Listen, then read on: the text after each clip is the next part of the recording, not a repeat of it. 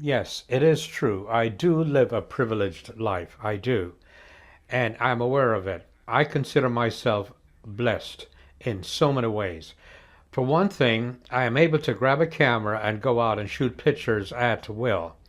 And from time to time, I'm going to be showing you my pictures.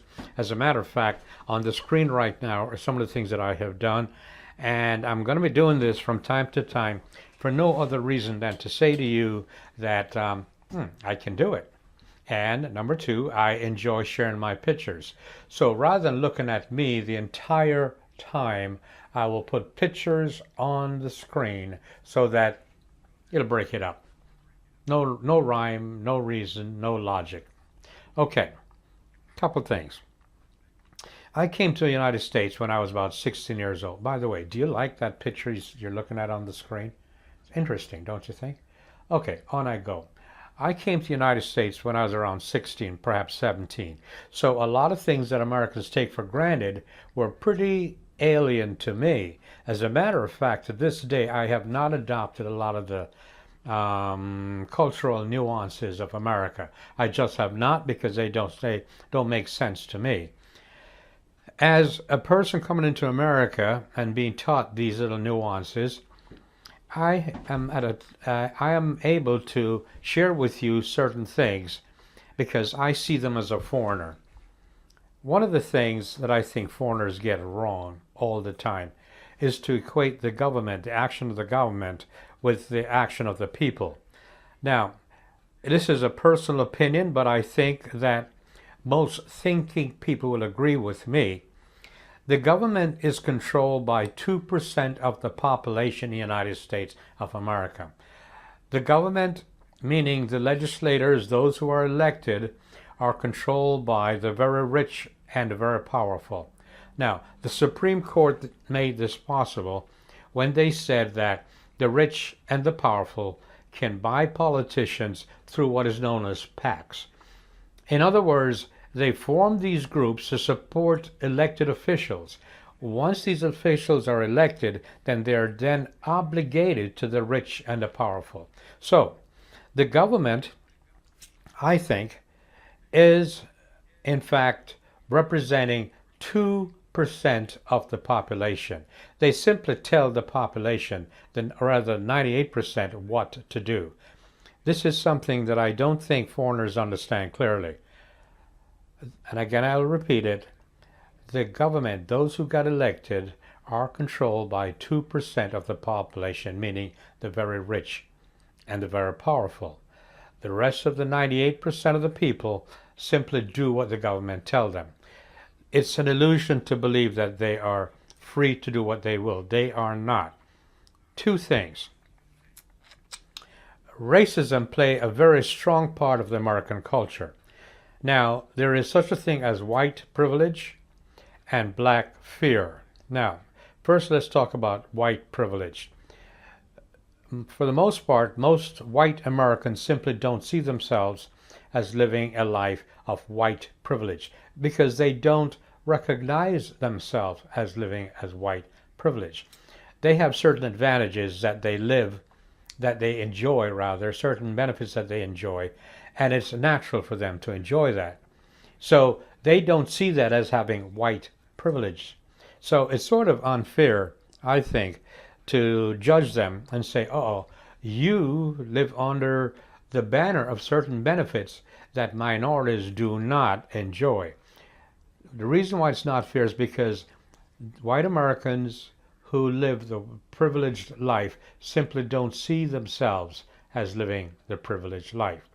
So you cannot accuse them of doing something that they themselves don't recognize. Now, the other thing is black fear. Now, I didn't recognize black fear until I joined the Navy. And I talked with a lot of African American people while I was in the Navy. And the one thing they made very clear to me is that it doesn't matter how much money you have in America. If you're black, you get outside your door every single morning with fear. Fear that you may not come back home alive. Now, you can take a look at the statistics for yourself to see how many unarmed black people have been killed by people in authority. I won't mention the numbers. I think it is a very interesting thing if you look it up yourself. Now, that is one of the reasons why they live in black fear. The other reason is they can be stopped at any time for any reason whatsoever. And once again, the Supreme Court made this possible for the law enforcement officers in authority. And I'm not talking about all law enforcement officers. I'm talking about the ones that are unscrupulous. They can stop a black person at will and do whatever they want, and there are really no restrictions whatsoever.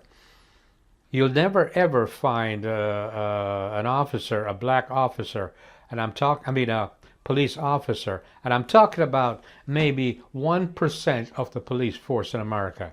True, maybe 1%. But the point is, because of their fraternity, they're protected. So this 1%, the bad apples, if you will, are free to do whatever they want because two things. Even if they're charged with murder, they will very rarely ever be convicted. Now, that's the code. And the second thing is they are tolerated in police departments because, once again, those in authority have given them carte blanche to do whatever they want. Okay? But you've got to differentiate between the 90% of the police officers that are very legitimate, the ones that live under the code of to serve and to protect. You have got to separate them from the 10% that are bad. 2 to 10% police officers that are bad, okay? So back to black fear. So every time they leave their house, let's say they make $500,000 and they now drive a very beautiful, expensive car. The very fact that they're driving this car will almost always attract law enforcement to stop them. For one thing, the attitude is that they should not be driving such a car. Okay?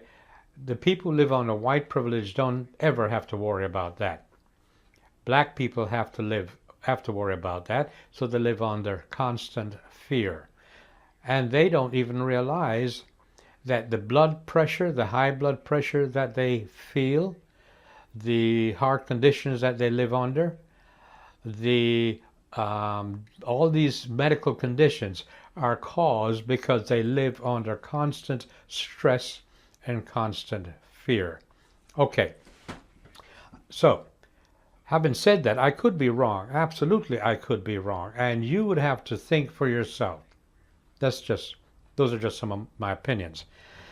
So how do you cope? How do you really cope? Well, there are a lot of reasons. There are a lot of coping mechanisms that you can use. The first one, I think, is to live in the here and now, to live in the present, to live a very mindful life. In other words, you know who you are, you know what you're about, you are true to yourself, and you live a life that is here and now, in the present. That's one coping mechanism that works very well. You don't worry about last week or yesterday or last year, nor do you project into the future. You don't own the future, and you never will. So one of the coping mechanism is to live here and now. Now, to do that, there are certain prerequisites. Number one, you've got to know yourself. Now, that could take 40 minutes, 40 years, 40 lifetimes to get to know who you are. And once you do, you have got to be true to yourself. Now, that takes a lot of discipline because I got to tell you, peer pressure, political pressure, religious pressure are very strong in America. So it takes a lot of guts to think for yourself and to live your life according to what you think you ought to live your life, the way you think you ought to live your life. The second thing, of course, is to take a look at your blessings. Now, what am I talking about? Well, again, I'm a photographer and I can, in fact, share my pictures with you through the internet. That, to me, I'm very grateful about, and that is a blessing. That's what I'm talking about. Some people are writers, some people are artists, some people are actors, some people are sculptors, some people are carpenters, they're masons, and they will all tell you how grateful they are that they have a passion for a skill, something that they can do that they can call their own. Okay? These are very, very rare people. People who have a passion, who live their life and consider themselves blessed. Now, for them to do that, there is a thing called dependency. Now, you might be old enough to understand that a free gift is not free. Free is not free. Freedom is not free. Okay? And once you realize that, you will always accept gifts knowing that you're accepting this gift, knowing that it is not free. There are strings attached. Once upon a time, a guy gave me this beautiful glassware. And once he gave it to me, every year thereafter, he'd always ask me, so, whatever happened to that gift I gave you? You see the string that is attached? In other words, he did not give me a gift. He gave me something that he could be attached to. I was simply holding it, borrowing it. That taught me a very valuable lesson. Now, when I give a gift, I give the gift. I give the gift. If I give you $10, and if it is your desire to rip up that $10, I am not offended, because once it leaves my hand, it is now your gift to do with as you wish. You don't even have to say thank you. Do you live your life like that? Okay, so the point I'm trying to get to is this. Your happiness, in spite of everything that is happening around you, your happiness will depend almost always on your dependency on other people, other things, other ideas, other attitudes.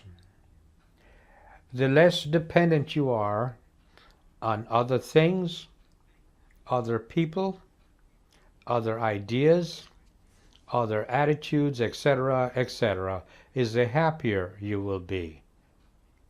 So, that is one of the coping mechanisms. Try to live your life so that when you come through your door, you leave that stuff outside and you meditate, you breathe, you become comfortable, you watch your breathing, but you do not control your breathing.